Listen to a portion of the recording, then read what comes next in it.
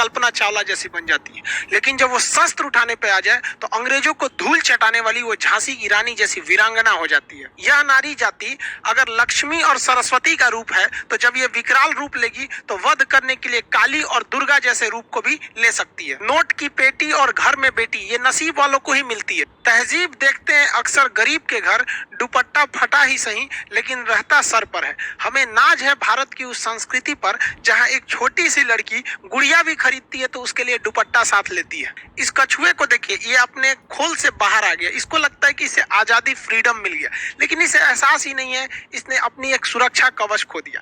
आजकल की जो न्यू जनरेशन आई है ना, वो फ्रीडम को अलग डिजाइन में सोच रही है। उन्हें लगता है कि भाई हमें कपड़े पहनने की जो आजादी मिल जाए वही फ्रीडम है। देखिए, आपको जो पहनने के लिए, ओढ़ने के लिए बोलता है ना, वो इसलिए बोलता है कि भारत में जो लड़कियां होती हैं वो देवता की तरह, देवी मानी जाती है।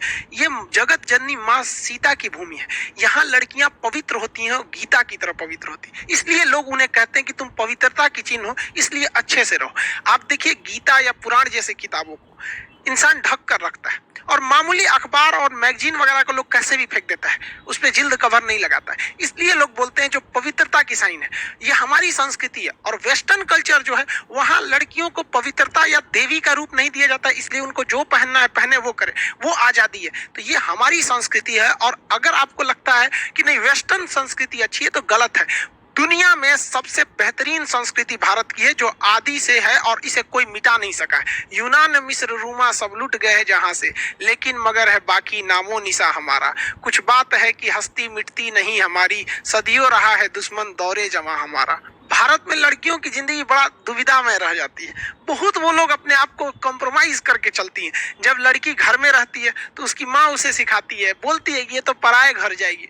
बेचारी जब बड़ी होती है, जब उसकी शादी हो जाती है, तो फिर उसकी सास कहती है कि ये तो पराये घर से आई है। बेचारी का खुद का घर भी रहने नहीं दिया लोग, फिर भी वो अपने घर को, जिसे उसकी सास कहती है कि पराये घर से आई है, उस घर को वो घर बनाती है। वरना अगर कोई औरत घर में ना रहे ना, तो घर घर नहीं, एक मकान होता है। उसे अच्छे से सजोने का काम एक महिला ही करती है। घर में सबको, माँ बहन सबको, जितने भी हैं सबको आपस में समन्वय बना के रखना चाहिए। देखिए, घर में ना होता क्या है कि सबको आपस में लेके चलना है। अगर हम दूर तक जाना चाहते हैं तो हमें साथ चलना पड़ेगा, और जल्दी पहुंचना चाहते हैं तो अकेले चलना पड़ेगा। हमारा जो भारतीय समाज था पहले, देखिए जब हमारी अपनी संस्कृति, सारे लोग मिल के रहते थे, और वेस्टर्न कल्चर आया, हम अलग, ये अलग, ये उतना अच्छा नहीं लगता है। माँ बाप सबको, सास ससुर सबको मिल के रहना चाहिए। एक सास की जो उम्मीद होती है अपने बहू से, वो सोचती है कि मेरी बहू हमको मेरी बेटी की तरह प्यार करे, माने।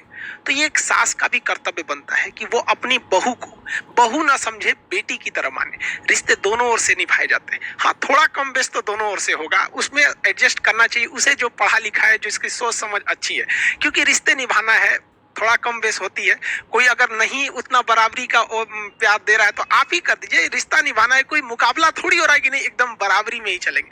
देखिए, जो कमजोर इंसान होता है ना, वो बदला लेता है, और मजबूत इंसान जो होता है वो माफ कर देता है, लेकिन समझदार इंसान नजरअंदाज कर देता है। तो जिंदगी में बहुत सारी चीजें आती हैं जहां हमें दूसरों की गलतियों को नजरअंदाज करके चलना होता है, क्योंकि रिश्तों को समेट के चलना है। भारत का समाज पुरुष प्रधान समाज है। यहाँ पुरुषों की एक मेंटेलिटी हो गई कि नहीं, औरतें घर की चार दीवारी की चीज है। उन्हें लगता है पुरुष ही सबसे मजबूत है। अरे भाई, एक महिला को देखो, 5 किलो का बच्चा पेट में लेकर सुबह सबसे पहले उठती है, घर का सारा काम करने के बाद सबसे बाद में सोती है, और ये मर्द कहते हैं कि औरत कमजोर होती है।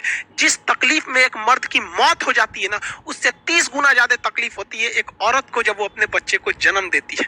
इसीलिए कहते हैं कि दुनिया में सबसे ज्यादा भरोसा अगर किसी पे कर सकते हैं तो हम अपनी माँ पे कर सकते हैं, क्योंकि हमारी माँ दुनिया से या औरों की तुलना में हमें 9 महीने पहले से जान रही होती है, क्योंकि उसने हमें अपने गर्भ में रखा है। यहाँ पर खुदा का काम था हिफाजत करना, वो माँ करने लगी। खुदा का काम था मोहब्बत करना, वो भी माँ करने लगी। देखते ही देखते उसके नजरों के आगे कोई परवरदिगार हो गया।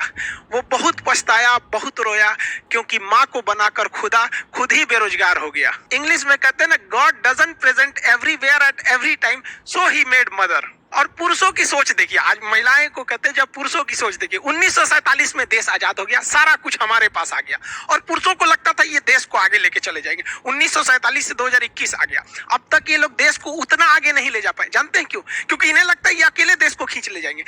लेकिन जिस दिन पुरुषों से कंधे से कंधा, कदम से कदम मिला के हमारी देश की महिलाएं, बहनें, बेटियां साथ चलने लगेंगी ना, उस दिन देश का विकसित होने का सपना हकीकत में बदल जाएगा। लेकिन जब तक हम ये सोचेंगे कि नहीं, हम महिलाओं को छोड़ के आगे बढ़ ही नहीं सकते हैं, जीने के लिए तो जानवर भी जी लेते हैं, ऐसा नहीं है। हमें अपने साथ लेकर इन्हें चलना पड़ेगा, क्योंकि एक पक्षी कभी अपने एक पंख से उड़ ही नहीं सकता। पुरुष समाज का कहना क्या है कि पुरुष जितना कामयाब हो सकता है, जितनी बुलंदियों पे जा सकता है, जितनी सफलताओं को छू लेता है, उतनी एक महिला नहीं जा पाती।